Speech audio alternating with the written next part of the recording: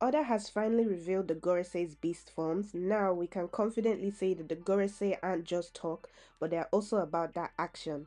Before this chapter, it was looking like they were just a bunch of men sitting around doing nothing, but as soon as Saturn summoned the rest of the gang, we could see that they were on smoke as soon as they touched down. The different forms of the five Goro sei are all quite interesting, so let's get into the mythology behind them. Starting with Saint J. Garcia Sadin the Gyuki, which literally translates to ox ogre, also known as the Ushi Oni, which has the head of an ox with a spider-like abdomen and 6 legs. They are known for having giant cow-like faces. They attack people on the beach and fishermen. They love to eat humans and they use deadly venom. From what we've seen of Saturn so far, it's quite clear that he's a spider yokai, and now Oda has given us further clarification about his upper half, which actually does look like an ox. St. Marcus Mars is the Itsumade.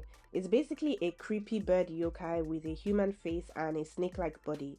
Itsumade roughly translates to until when or for how long, and the mythology states that the bird was given this name because it would only appear where there is death, corpses, pain, and suffering, and this was the only phrase that it would say repeatedly.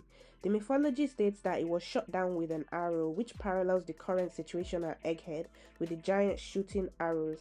We see Mars flying above the landscape before crashing into the barrier that protects the labo phase. Saint Topman Walkery is the Hokai. A Hokai is basically a boar-like monster in Chinese folklore, and it's also known as the Fengji. The Hokai is known for being very brutal and always terrorizing the countryside. In Chinese mythology, it's said to have 2 heads and resides in the Morus forest. Some accounts refer to the Fengji as the ancient Chinese rain deity because when Fengji appears, rain appears soon after. We don't actually see anything from Topman in this chapter, but I'm sure we'll see more of what he can do in later chapters. It will be very interesting to see what he can do with his abilities, especially if he can affect the weather in the same way as the Fengji. Saint Ethan Baron Venus Juro is the Bakotsu. This is a skeletal yokai that's thought to be the spirit of a horse that was burned to death. Bakotsu roughly translates to horse bones. Nosjuro's beast form is particularly interesting because we get to see a panel of his hybrid transformation where he has this half-human upper half and a Bakotsu yokai lower half. Nosjuro and Jupiter are the only two Gorosei that we get to see in action in this chapter. At first, Nosjuro uses his full Bakotsu transformation, but then later switches to his hybrid form, which implies that he can switch seamlessly like a Zoan-type Devil Fruit user. He's able to see far ahead to places where he needs to take action, and he's able to freeze his enemies. The speed lines shown implies that he's a speed-type swordsman like Zoro, but it's not yet clear how he compares to someone like Mihawk in sword skills. His technique reminds me of Brook's technique, but more advanced. He is clearly an extremely skilled swordsman because he immobilizes several pacifistas within seconds.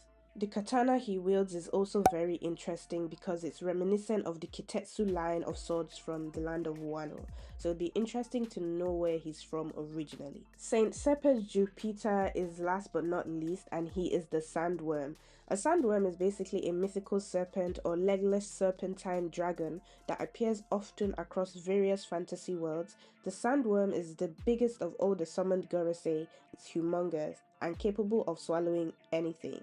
Other interesting observations I made is that when the Gorosei are summoned, they rise out of the ground slowly and they initially take on the forms of shadows before their bodies materialize.